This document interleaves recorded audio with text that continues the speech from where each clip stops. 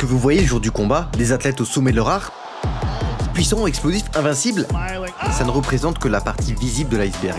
Parce que ce que vous ne voyez pas, c'est ce qui se passe 24 heures plus tôt.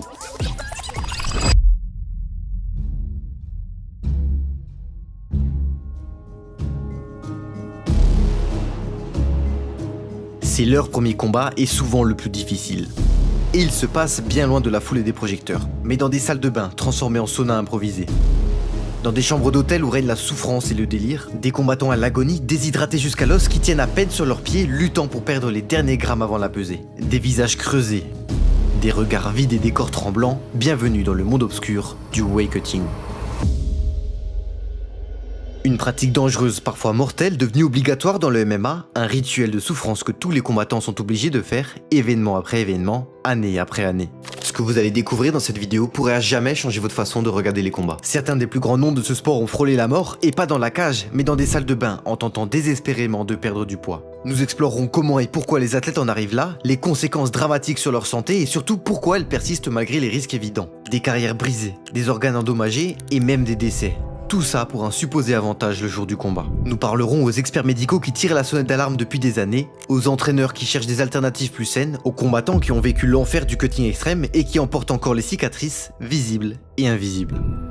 Car au-delà des statistiques et des analyses, c'est avant tout une histoire humaine, l'histoire d'athlètes prêts à tout pour réussir, même à mettre leur vie en jeu. Mais avant d'explorer les cas les plus extrêmes, comprenons d'abord ce qu'est réellement cette pratique controversée, ses origines et pourquoi elle est devenue si ancrée dans la culture des arts martiaux mixtes.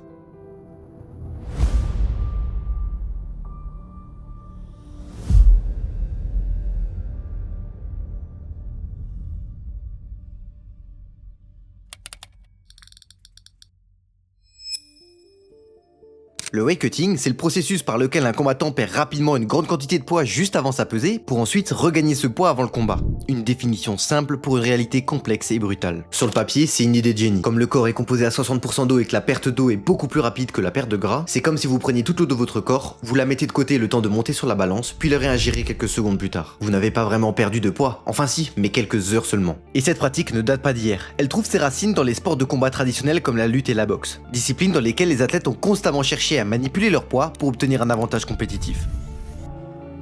Mais avec l'essor des arts martiaux mixtes et la professionnalisation de l'UFC, le cutting de poids atteint des proportions inquiétantes. Prenons l'exemple typique d'un combattant de la catégorie des poids moyens. En période d'entraînement, il pèse naturellement entre 95 et 100 kg. Pour atteindre les 84 kg lors de la pesée officielle, il va devoir perdre jusqu'à 16 kg en quelques semaines, soit environ 16% de sa masse corporelle. C'est juste énorme. Surtout que la moitié de cette perte se fait sur les dernières 48 heures avant le combat. Les 8 à 10 premiers kilos sont généralement perdus progressivement par un régime strict et une augmentation de l'activité physique, des séances de cardio supplémentaires souvent à jeun pour maximiser les pertes de graisse. C'est la partie saine du processus, bien que déjà exigeante. Mais les 8 à 10 derniers kilos, c'est là que commence le véritable cutting. Cette phase finale n'est pas une perte de graisse ou de muscle, c'est une déshydratation massive, systémique et potentiellement mortelle.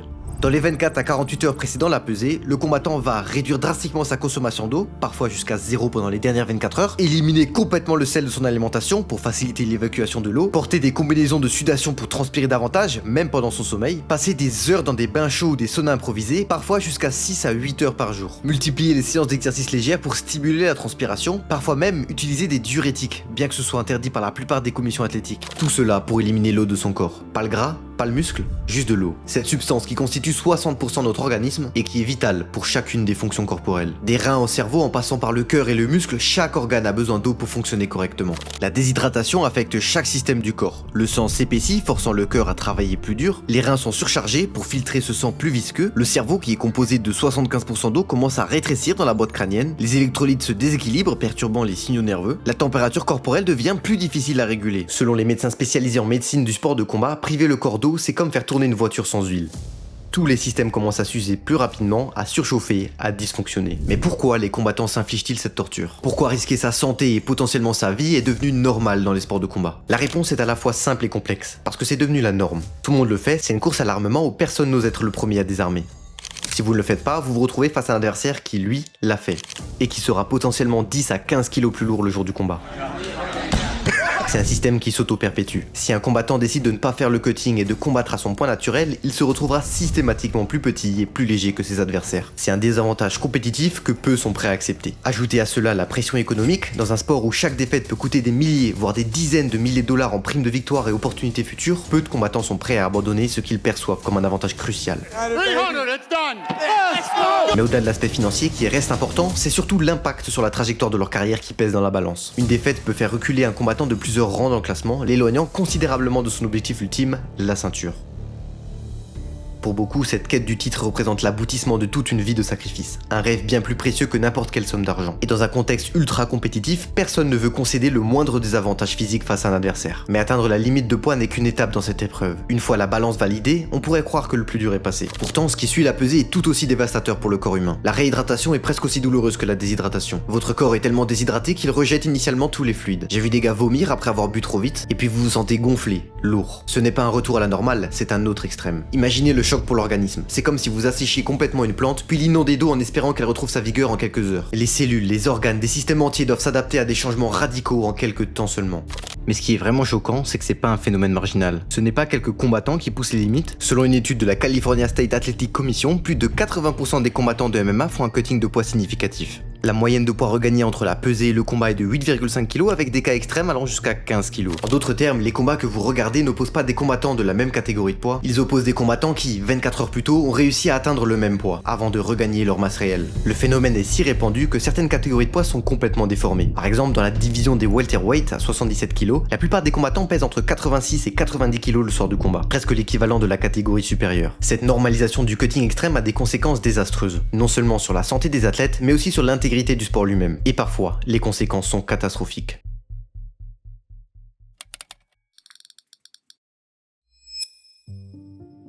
Mars 2017, Las Vegas. À quelques jours d'un des combats les plus attendus de l'histoire de l'UFC, Khabib Nurmagomedov, invaincu et considéré comme l'un des meilleurs combattants au monde, s'effondre pendant son cutting de poids. C'était trop pour son corps. Trop de poids à perdre, trop peu d'énergie et surtout un cruel manque d'eau. Il est transporté d'urgence à l'hôpital et le diagnostic tombe, défaillance hépatite aiguë.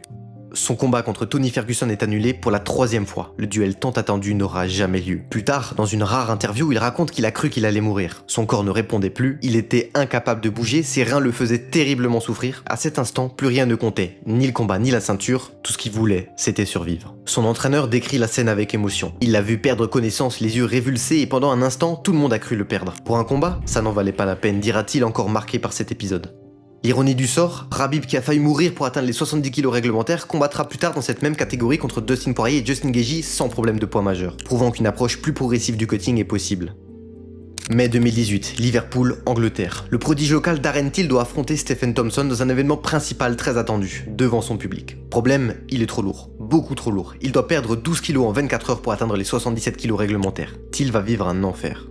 Il confiera plus tard dans un podcast avoir perdu temporairement la vue pendant son cutting. Plus rien n'était net, seules des taches floues devant ses yeux. À un moment, son corps avait cessé de transpirer, l'estomac vide, il avait vomi de la bile pendant des heures. Son entraîneur décrira des scènes terrifiantes. Il était allongé dans la baignoire, incapable de bouger. Nous devions le soulever pour le sortir du bain, puis l'y remettre. Il pleurait de douleur. Il suppliait qu'on arrête. Mais nous ne pouvions pas. Le combat devait avoir lieu. Till n'atteindra jamais le poids requis. Même après ce calvaire, il pèsera 79 kg, 2 kg au-dessus de la limite. Il combattra quand même après avoir négocié un accord financier avec son adversaire et cédé 30% de sa bourse. Il gagnera ce combat par décision unanime, mais à quel prix pour sa santé ? Aujourd'hui, Till combat dans la catégorie supérieure, celle des poids moyens, admettant que son corps n'était simplement pas fait pour les welterweight, une décision qui lui a sûrement sauvé la vie. Juin 2018, UFC 226. L'ancien champion des plus Max Holloway doit défendre sa ceinture contre Brian Ortega, mais quelque chose ne va pas. But you look like you just got out of bed. Are you tired? What's going on? How's the weight cut? You know, are you drained? I mean, you look a little sleepy. I'm good, man. I'm good. A little bit tired. They got me doing a bunch of media stuff, but I'll be fine, man. Lors des interviews médiatiques, Holloway présente des symptômes inquiétants. Discours incohérent, confusion, désorientation, il répète les mêmes phrases, oublie des mots simples, il semble ailleurs.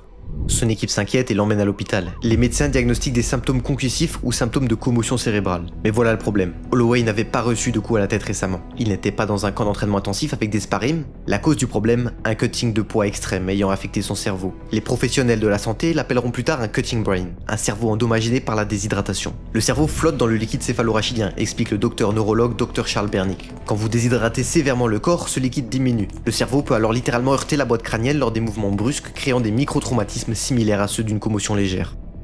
Holloway se rétablira, mais cet incident soulève des questions troublantes. Combien de combattants subissent des dommages cérébraux avant même de rentrer dans la cage? Et surtout, à quel point ces dommages sont amplifiés quand ils rentrent dans la cage avec le cerveau complètement déshydraté?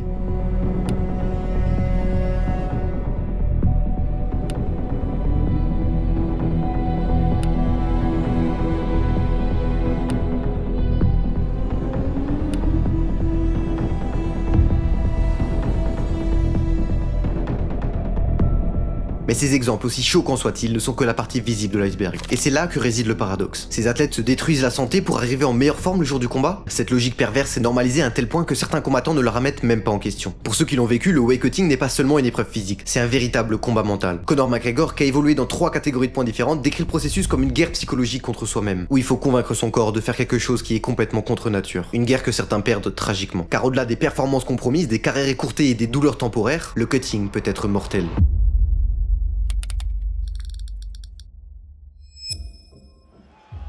Décembre 2015, Philippines. Yan Jianbing, un combattant chinois de 21 ans, se prépare pour un événement du One Championship. Comme tant d'autres, il s'engage dans un cutting de poids sévère pour atteindre la limite de poids mouche qui est de 57 kg. Mais quelque chose ne va pas. Il commence à vomir puis à délirer. Ses coéquipiers appellent le secours, trop tard. Yang s'effondre et est transporté d'urgence à l'hôpital. Diagnostic, déshydratation sévère entraînant une défaillance cardiaque. Il décédera quelques heures plus tard. Il avait 21 ans, une carrière prometteuse, des rêves, une famille. Tout s'est terminé non pas dans la gloire d'un combat, mais dans la solitude d'une chambre d'hôpital, victime d'une pratique que tout le monde considérait comme normale. Septembre 2013, Brésil. Leandro Souza, combattant brésilien de 26 ans, tente de perdre les derniers grammes avant sa pesée pour un événement régional. Il est dans le sauna depuis des heures, soudain, il s'effondre. Ses coéquipiers tentent de le réanimer, en vain. Leandro meurt d'un AVC provoqué par une déshydratation extrême quelques heures avant de monter sur la balance. Juillet 2018, Massachusetts. Rondell Clark, 26 ans, participe à un événement amateur après un cutting de poids significatif. Pendant son combat, il montre des signes d'épuisement anormal. Il est finalement mis KO, mais au lieu de récupérer normalement, son état se détériore rapidement. Transporté à l'hôpital, il décède 3 jours plus tard des suites d'une défaillance rénale attribuée à un cutting de poids extrême combiné au traumatisme du combat. Dr Edmond Ayoub, médecin sportif spécialisé dans les arts martiaux mixtes, explique: une déshydratation de 10% du poids corporel peut provoquer une défaillance rénale. À 15%, nous parlons de risques sérieux de décès. Certains combattants flirtent avec ces limites à chaque pesée. Pour mettre cela en perspective, une déshydratation de 2% altère déjà les performances cognitives et physiques. À 5%, on observe des hallucinations et des risques de coups de chaleur. À 10%, le risque de collapsus cardiovasculaire devient significatif. Le corps humain n'est tout simplement pas conçu pour fonctionner sans eau. Chaque système de l'organisme en dépend. Quand vous retirez brusquement cette eau, c'est comme essayer de faire fonctionner une voiture sans huile et sans liquide de refroidissement. La défaillance est inévitable. Les risques immédiats sont terrifiants. Défaillance rénale aiguë, les reins surchargés par la concentration de déchets métaboliques dans un volume sanguin réduit peuvent cesser de fonctionner. Dysfonctionnement hépatique, le foie privé d'irrigation sanguine adéquate peut subir des dommages temporaires ou permanents. Arythmétie cardiaque, potentiellement mortelle, la déshydratation perturbe l'équilibre électrolyte, notamment le potassium et le sodium, essentiels au rythme cardiaque normal. AVC et lésions cérébrales, le cerveau particulièrement sensible à la déshydratation peut subir des dommages permanents. Le plus effrayant, c'est que ces risques ne grimpent pas de façon régulière, ils explosent brutalement. Chaque pourcentage supplémentaire de déshydratation ne représente pas juste un petit danger en plus, mais il multiplie considérablement les risques pour le corps. Ce qui semblait gérable devient soudainement mortel.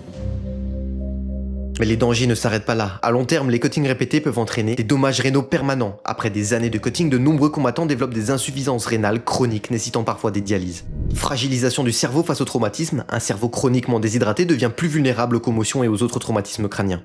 Déséquilibres hormonaux chroniques, les fluctuations extrêmes de poids perturbent la production d'hormones, notamment la testostérone et les hormones thyroïdiennes. L'ancien combattant et commentateur de l'UFC, Kenny Florian, témoigne: j'ai fait plus de 30 cuttings dans ma carrière. Aujourd'hui, à 45 ans, mes reins fonctionnent à 70% de leur capacité normale. C'est le prix que j'ai payé. Si je pouvais revenir en arrière, je ferais les choses différemment. Plus inquiétant encore, la vulnérabilité accrue aux commotions cérébrales. Des recherches récentes menées par l'université de Pennsylvanie suggèrent qu'un cerveau déshydraté est significativement plus susceptible de subir des dommages lors des impacts. Quand vous êtes déshydraté, le liquide céphalorachidien qui sert d'amortisseur à votre cerveau diminue. C'est comme retirer les airbags d'une voiture avant un accident. De plus, les cellules cérébrales déshydratées sont plus fragiles et plus susceptibles d'être endommagées par des forces qui seraient normalement absorbées sans problème.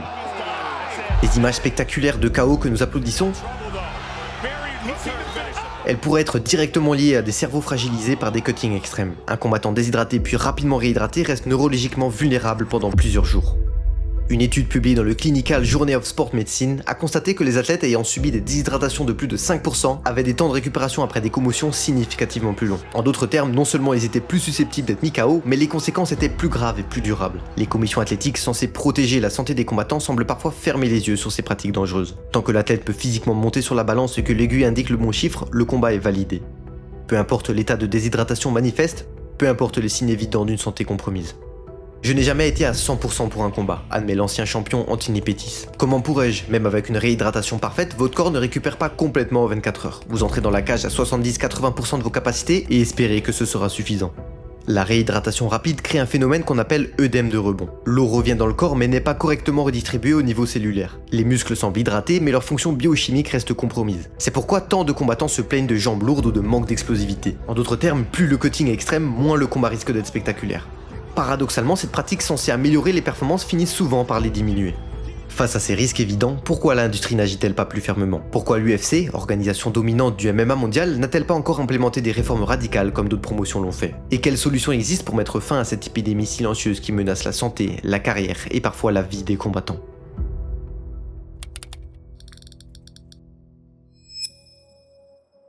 Après le décès tragique de Yang Jingbing en décembre 2015, l'organisation asiatique One Championship a pris une décision radicale. En l'espace de quelques semaines, ils ont complètement réformé l'approche du weight cutting. Nous avons éliminé complètement le cutting de poids, explique le fondateur et PDG du One Championship. Les combattants sont pesés et testés pour leur niveau d'hydratation plusieurs fois durant la semaine du combat, y compris le jour du combat. Ils doivent combattre essentiellement à leur poids naturel. Le système du One Championship comprend des pesées quotidiennes pendant la semaine du combat, des tests d'hydratation par gravité spécifique de l'urine, des limites strictes sur le poids qu'un combattant peut reprendre après la pesée, la relocalisation des catégories de poids, par exemple un ancien lightweight à 70 kg combat maintenant comme un welterweight à 77.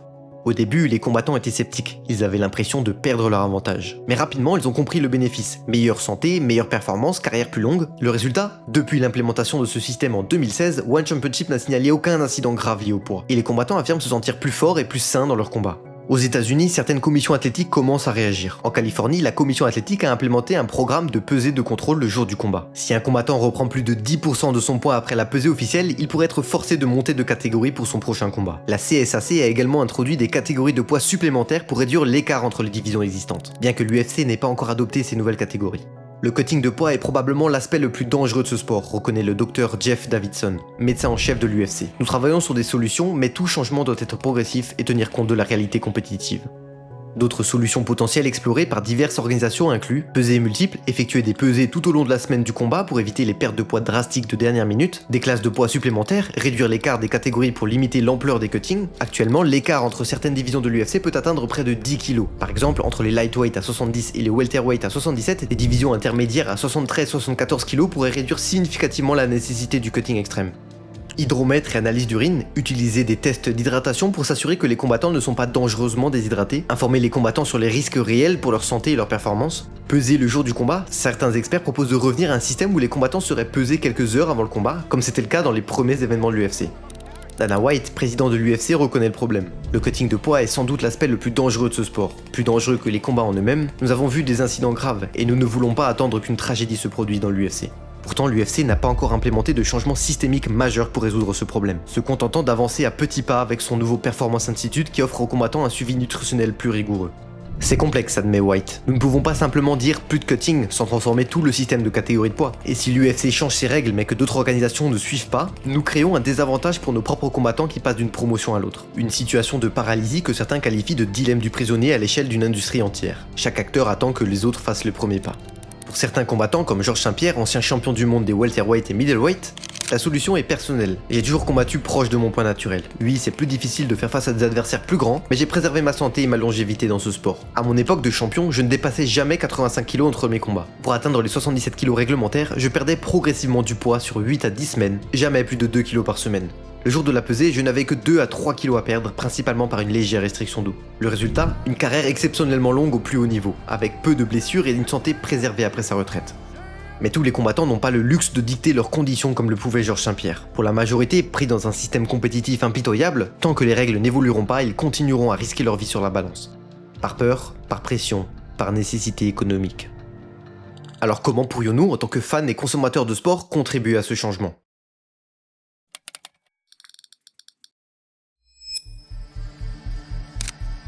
En tant que spectateurs, nous avons notre part de responsabilité dans cette épidémie silencieuse. Quand nous glorifions des transformations physiques extrêmes, quand nous applaudissons des combattants déterminés qui se traînent jusqu'à la balance, nous perpétuons indirectement cette culture dangereuse. Ces réactions, bien qu'involontairement nocives, renforcent l'idée que le cutting extrême est une démonstration de courage plutôt qu'une pratique dangereuse. Voilà ce que nous pouvons faire en tant que communauté. Prendre conscience, comprendre que ce que nous voyons lors des pesées n'est pas la détermination, mais souvent de la souffrance dangereuse et inutile, utiliser notre voix sur les réseaux sociaux lors des événements et exprimer notre préoccupation sur la santé des athlètes, soutenir les initiatives, encourager les organisations qui prennent des mesures concrètes contre le cutting extrême et valoriser des athlètes qui promeuvent des approches plus saines. Dustin Poirier, ancien champion intérimaire des poids légers, dit « J'ai appris à mes dépens que détruire mon corps avant un combat ne me rendait pas plus fort. J'ai trouvé un équilibre qui me permet d'être compétitif sans mettre ma santé en danger. » La carrière moyenne d'un combattant UFC dure environ 8 à 10 ans, mais ceux qui pratiquent des cuttings extrêmes voient leur carrière écourtée de 5 à 6 ans, sans parler des conséquences sur leur santé après leur retraite sportive. Pour Mike Dols, nutritionniste des stars de l'UFC comme Ronda Rousey ou Chael Sonnen, un cutting sain et progressif est possible. Il faut commencer tôt, perdre du poids graduellement et préserver l'hydratation jusqu'au dernier moment. J'ai développé des méthodes qui permettent à mes athlètes de perdre jusqu'à 10 kg sans danger extrême. La méthode Dols privilégie une descente progressive du poids sur 8 à 12 semaines, une alimentation riche en nutriments mais faible en calories, une hydratation maintenue jusqu'à 12 à 18 heures avant la pesée, une déshydratation limitée à 3 à 4% du poids corporel, une réhydratation stratégique post-pesée. La clé est de perdre principalement de la graisse, pas de l'eau, explique Dols. Un combattant correctement préparé ne devrait pas avoir à perdre plus de 3 à 4% de son eau. Tout le reste devrait être perdu progressivement en amont. Imaginez un monde où les combattants monteraient dans l'octogone à leur plein potentiel. Plus forts, plus rapides, plus résistants, des combats plus spectaculaires, plus longs et plus techniques. Imaginez des pesées où les athlètes seraient alertes, souriants, capables de s'exprimer clairement et promouvoir leur combat efficacement. Des échanges verbaux mémorables plutôt que des murmures à peine audibles d'athlètes déshydratés. Imaginez un sport où nous n'aurions plus à craindre qu'un athlète s'effondre non pas à cause d'un coup, mais à cause d'un organe défaillant. Où chaque combat annulé le serait pour une blessure d'entraînement légitime, pas pour un cutting qui a mal tourné. Ce changement est possible, certains champions ont déjà montré l'exemple. Israel Adesanya, ancien champion des middleweight, maintient son poids proche de la limite des 84 kg toute l'année, nécessitant un cutting minimal. Valentina Shevchenko, dominatrice de la division des flyweight féminins, est connue pour son approche scientifique et progressive du cutting de poids, arrivant à la semaine du combat avec seulement quelques kilos à perdre. Le weight cutting est peut-être une épidémie silencieuse dans l'UFC aujourd'hui, mais elle n'a pas à l'être demain. Par la prise de conscience collective, par la pression des fans, par les initiatives des commissions, et espérons-le, par la volonté des organisations comme l'UFC, cette pratique dangereuse pourrait être un jour reléguée aux pages des plus sombres de l'histoire du MMA. Comme le dit l'ancien champion Robert Whittaker après son passage des welterweight au middleweight, je préfère perdre un combat en pleine santé que gagner un combat en risquant ma vie. Aucune ceinture ne vaut ce sacrifice. Des mots qui devraient résonner dans toute l'industrie, des mots qui devraient nous rappeler que derrière chaque combattant, il y a un être humain. Un fils ou une fille, un père ou une mère. Une personne dont la santé et la vie valent infiniment plus qu'un chiffre sur une balance. Si cette vidéo vous a fait réfléchir, n'hésitez pas à la partager. Plus nous serons nombreux à être conscients de ce problème, plus vite nous pourrons voir un changement. Et si vous connaissez un combattant qui lutte avec des cuttings extrêmes, partagez-lui les ressources que j'ai mis en description. Merci d'avoir regardé cette vidéo jusqu'au bout. Si vous avez apprécié ce contenu et que vous souhaitez explorer davantage les coulisses souvent méconnues du MMA, n'oubliez pas de liker et de vous abonner, ça compte beaucoup pour moi. Merci beaucoup et à plus.